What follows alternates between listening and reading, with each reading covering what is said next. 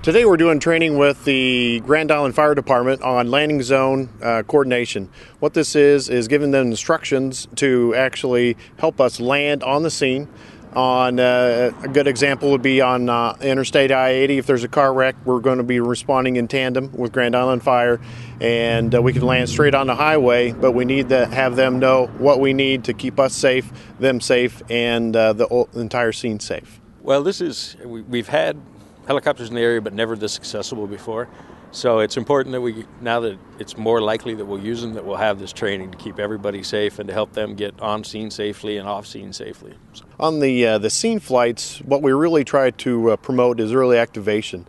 So when the fire department gets a 911 call that their house is on fire, they just don't send out a squad of 2 guys to go see if it's on fire. That's what we want to do and be a resource and a tool for the entire region around Grand Island. It's about a 90-mile radius of what we're looking for is when somebody calls in for they're having a heart issues, any kind of stroke symptoms, car wreck.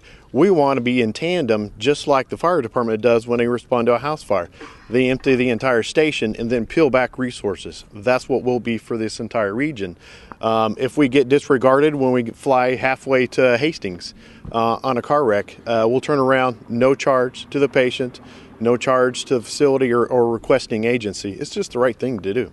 Well, we're getting to know each other, and like I said, they're explaining their procedures and what they need from us, and we can ask questions, and they can, we can work together and figure out what each other expects on scene, and then we won't be figuring it out on the emergency scene. We'll figure it out now. So I think when you look at air medical operations, just because a helicopter lands on a scene doesn't mean they operate the same.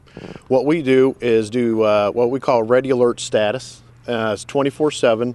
Our crew is literally 50 feet from this aircraft, and they're ready to go at a moment's notice. The pilots actually change out every 12 hours, so I have a fresh pilot at all times. There's no on-call, and the pilot is continually monitoring weather, so we have rapid takeoff times.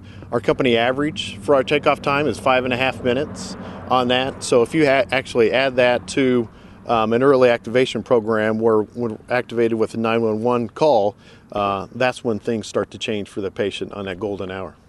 It's a big benefit to have this kind of access where they'll be off the ground and responding with us in 5.5 minutes, and they're starting from essentially the same location we are. So, yeah, it's going to be a big benefit to the patients that need them. That's part of this training is how to load the patient. Our desire is to keep the aircraft running. We call it, it's a hot load. So the aircraft is actually at flight idle. He levels out the blade so there's not a huge rotor wash. But we have specific procedures on how to carry up the patient, load them in the aircraft, button up the aircraft, and then exit this dangerous area underneath the rotor disc so everybody keeps safe. That's our whole goal. Everybody goes home. It will be. We haven't called them yet, but it's just a matter of time before we end up with something that they can benefit our response teams and help us move patients quickly. Because for the trauma patients specifically, it's just as fast as we can get them to the hospital because their cure is usually a surgeon. And these guys can move a lot faster than we can on the ground. So.